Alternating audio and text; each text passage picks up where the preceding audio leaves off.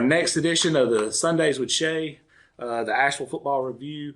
We've actually had 2 weeks we missed, and I'm going to let Coach talk about those 2 weeks right now. Since the last time we seen you, Coach, you've played Good Hope and Aniana. Good Hope being first, and Aniana last Friday night. Both the games didn't go the way you wanted to, but you're pretty much sitting in the almost identical situation you were last year.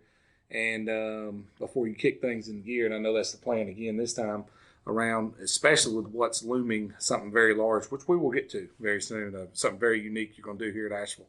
But take us back to Good Hope that Friday night and how that game transpired. Yeah, it was a situation where we went made the drive to Coleman County and played a really good Hope team, really well coached team, and from the jump it was just it was a tough night.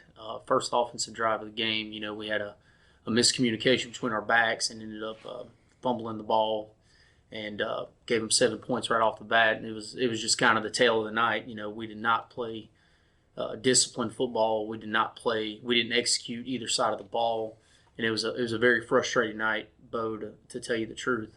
And then this past week against Aniana, I thought we started the game real well. We took the opening kickoff, drove it down the field, and punched one in.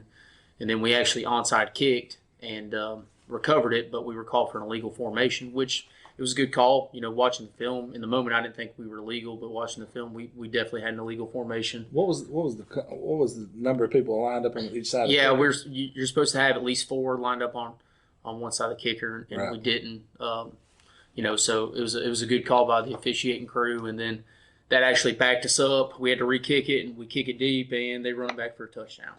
So boy. Yeah, and we just had some things not go our way early, and I didn't feel like the effort was bad. In both games the effort was pretty good, but just the execution was bad, and that's something we got to clean up. We just got to continue to get better. We're running the meat of our schedule right now, and it's a tough sled. And anytime you got to play Good Hope, Aniana, and now we got Etowah coming up.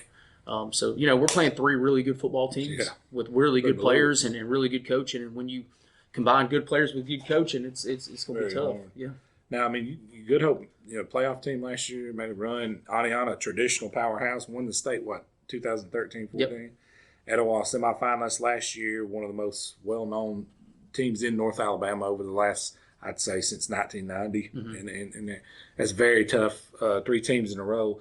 And man, this region, though, there's no, you can't say, well, we got so-and-so coming up, so we're going to march through them. You guys have to stay focused every week. Talk about when you hit a run like this in that meat of that schedule, and then on top of that, you have a break go your way or against you 1 or 2 ways. This whole thing, it's very, very tough to navigate these waters. Yeah, it is. You just got to hope you're mentally tough enough to overcome these things. And look, I love our kids. They're working hard.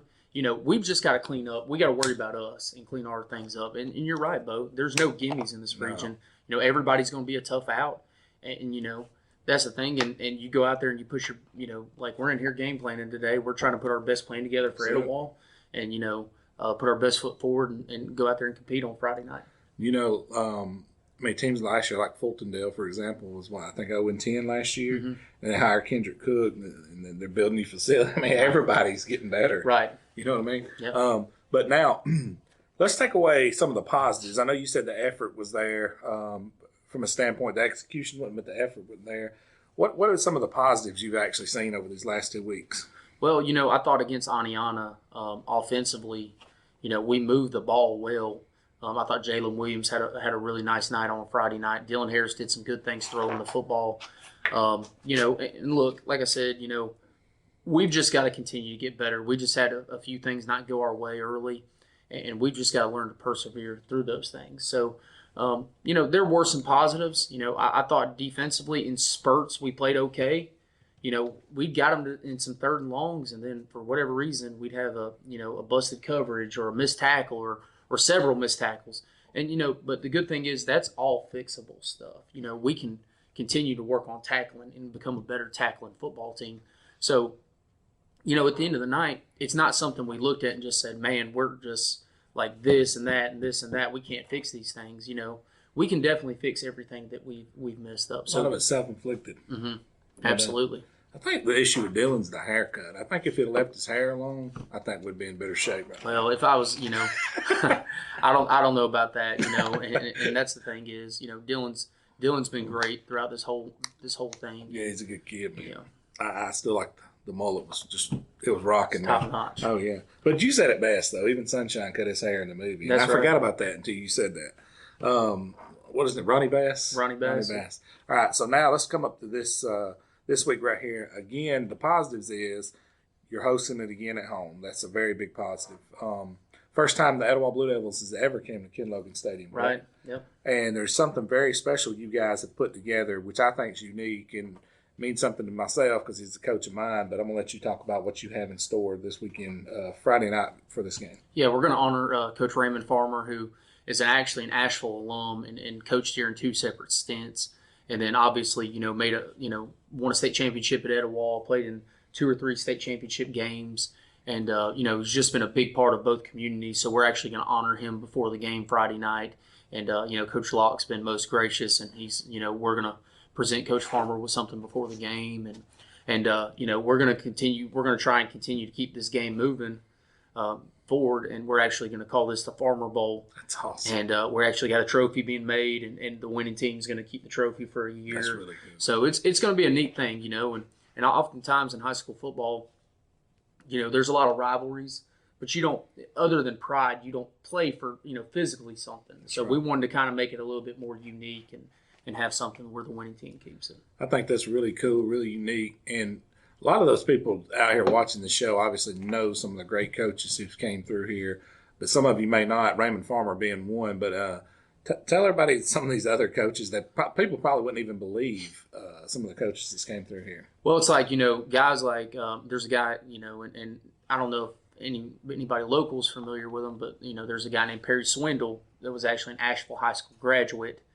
He never coached here, but he's an Asheville High School graduate. I mean, Coach Swindle won a state championship at Daleville as the head football coach, and then went to Russellville and played and, coached in 3 or 4 state championship games at Russellville.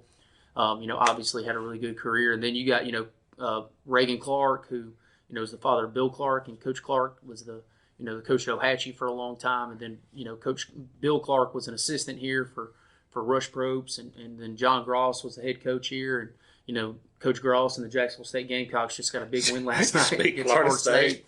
There's Rush been Probst. Yeah, Rush Probst. And, I mean, there's been a lot of, really good coaches that have come through here.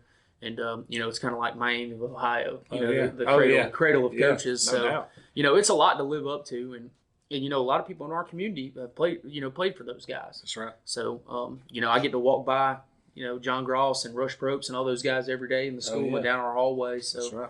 there's a lot to live up to for sure. It is, man. I just think it's unique how that came about. And then for a while, Asheville was down, but I know you guys are doing things to bring it back up. And I heard a coach say this recently, and I really, really loved it. And it was Coach Beckett at Cedar Bluff. He said something the other day that was really awesome. And it kind of reminds me of every situation when you have a new staff such as yours in there. He said, everybody, we live in a microwave society. Everybody wants everything fixed just like that. Right. And he said, you can go to your freezer right now and you can get a microwave dinner and you can put it in the microwave and heat it up for 2 minutes and eat it. And it'll fill you up and you're okay. He said, but let me ask you a question. What tastes better, that 2-minute microwave dinner or grandma staying up 2 days cooking that Thanksgiving meal? Right. Which one's more satisfying? That's a good way to put it. It is. And the way he said that, and I was like, people's got to realize, sometimes you can't just snap your fingers. You can't. This ain't the free agent market. You can't go out and get 7, 8 guys. I mean, you got to do this. You got to build these guys. You got to change their culture. You got to give them facilities, a mindset change. It don't happen overnight, but I know you guys will get it done. I mean, you guys got it done last year, so I look forward again this year. But I thought that's a perfect analogy for this. Right, absolutely. No 100%. question. Situations like this. So, but Coach, any final thoughts on this coming week's game? I know you and Coach Locke's real good friends. Right. And, he's a really good guy and does a really good job over there. Yeah, I think coming in, Etowah's a really good football team. They got really good players. Their scheme is really good, both sides of the ball. I mean, just really well coached. And I'm gonna say this: I think Etowah gets the reputation of sometimes, they just got good players. Let me tell you something.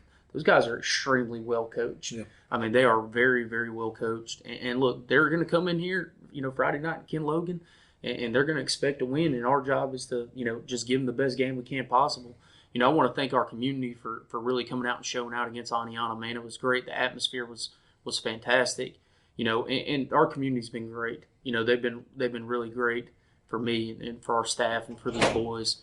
And, just really appreciate them coming out and supporting us. There's going to be several Alvarez Joe's members here at this game, too. This is a really big game for us. We got ties with both schools, but can't wait to get out here. This is going to be a very exciting game. And man, that's when the team needs you, man. When you've had a couple of losses and you need to get back on track, I mean, that's when the community, that's when you need it the most. So right. We expect everybody to be here at Ken Logan Stadium. And I'm sure Etowah's going to bring a big crowd. They're one of the best traveling teams in North Alabama. Right. And, they support their kids, win, lose, or draw. So, and that's the thing. We appreciate you guys giving us the coverage you do. It's tough when, you're not having the season you expected, and look, we're 2-2 right now. Southeastern actually had to forfeit our game with them. So, and it was a really classy thing that Coach Bird called me on Friday night and let me know that they'd actually self-reported a violation. That's pretty good. So, kudos to Coach Bird and the Southeastern school. That was something that they didn't have to do, but they did, and that just shows the character of them and their program and their county. That is pretty cool. Yeah. So, but look, we're 2-2 right now, and we still got a tough slate ahead of us, but I really, really like this football team, and we're not done yet. Oh yeah, no doubt. You still got this whole season to play for, and like I said, similar situation last year. And, right. And actually, the Etowah game, although you lost, is a very tough, hard-fought game, and that's kind of what turned your season around, I thought, personally. No, I agree. That was a game last year that, defensively, I thought it was probably the best game we played.